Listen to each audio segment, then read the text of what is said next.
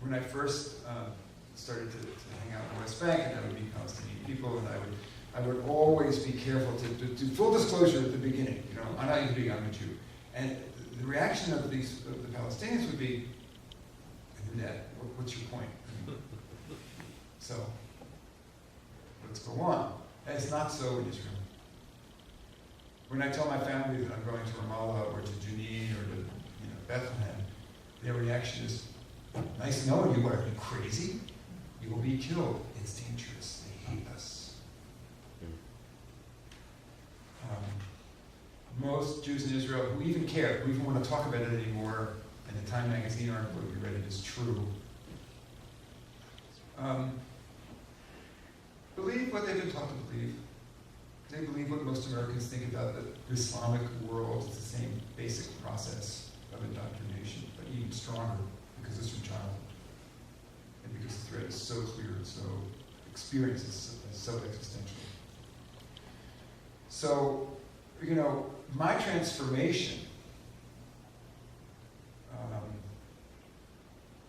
I'm coming to understand that was not so much as a result of experiencing the horror of the occupation, as a Jew, as an American, as a human being. It was meeting the Palestinian people and understanding and realizing that they were not my enemy, that they were not the other.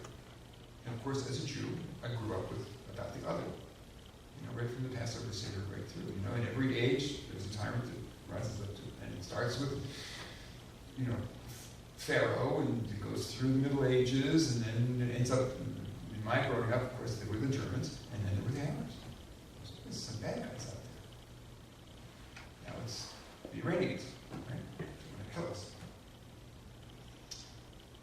To understand that, to have that wall finally come down, ironically, in the West Bank, among Christians and Muslims, and among these supposed others, to realize, it became psychologically very intense for me. This first summer, I was with a group that stayed in, we traveled all around the West Bank. It was one of these, anybody ever, did you go with Interfaith Peace Builders? It's one of those tours where you travel all around in Israel and in the West Bank. You meet peace builders from all over. And we were staying in East Jerusalem in a basically the Anglican guest house. And but I had an aunt and uncle who lived in West Jerusalem, in the German colony, which is one of the areas in the south of the city that had been Arab and had been ended up on the west side of the Green Line in '48, and so all the Jews were living in these neighborhoods that used to be Palestinian, or Palestinians were just possessed. So my aunt and uncle lived there, and I loved them, and they were sort of on the left. And partly I saved money, but partly because I loved them, I would stay there at night, and then I would walk back into East Jerusalem in the morning, and back into West Jerusalem at night after the day's touring were over. So every day, twice, I would cross what I now call the seam line, which used to be the wall that existed between 48 and 67. It was kind of a Berlin Wall. And I started to realize that I felt more at home in the East than in the West. West Jerusalem, my people, a language that I speak fluently, my culture, I didn't want to be there. I felt a sense of revulsion and discomfort and anger.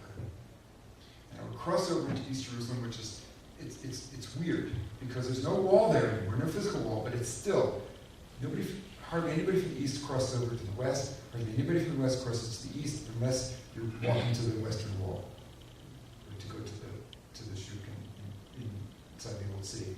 You cross over from the Occident to the Orient, and you're in a different culture, didn't know the language. I felt like home. What's going on? What's happening to me? Part of the working out of that is what this has been all about. I do a lot of speaking in churches. I came back in '06. I had this story to tell, and guess what? The synagogues were not open to me. still, for the most part, that's true. It's starting to shift a little bit around the way left radical reconstructionist edge.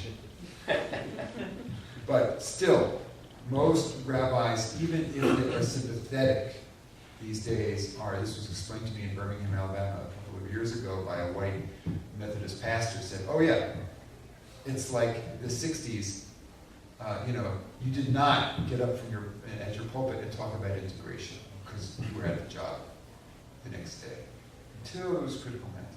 So I think it's that's a lot of what's going on with a lot of the Jewish community today. The rabbis are still not ready to extend.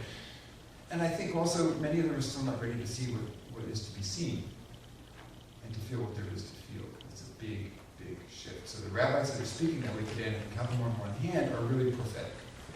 And the rabbis. But the churches were very, very open to my message. And often people in churches would say, well, because, if you're speaking in a church, they want to know, well, what church do you go to? So, what's your synagogue? And I would say, well, you're standing in it. This is my synagogue. This is my way of being Jewish, and I feel probably more Jewish than I've ever felt, at least in my adult life, since I was emancipated, from my mother's religion, when I was 18. And since then, from that time on, I didn't exactly know what it meant to be Jewish. I was sort of wandering. It feels to me now like I understand what it means to be Jewish. It has put me in, it makes me think about Jesus a lot. Because I see him as intensely Jewish in terms of what his particular project was. And the parallels between first century and 21st century Palestine are quite striking. Because Jesus was seen, and you have Christian theologians and Bible scholars now writing about this. I cover them in my book, and I'm still reading a lot in that. See Jesus as the leader of a popular grassroots movement of social transformation and resistance to the occupation of the empire, in that case, of Rome. And there was a client government in Jerusalem, just like there's sort of a client government in Ramallah today.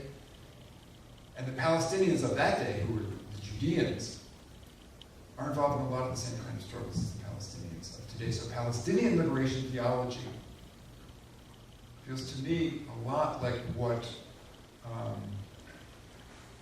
we Jews are confronting, which is basically the need for a reformation. Something's happened to us. Something happened to us, I think, over 2,000 years of history and marginalization. That we are seeing the results of and the logical consequences of in modern political Zionism and what is happening in the state of Israel. That's why we're in so much trouble.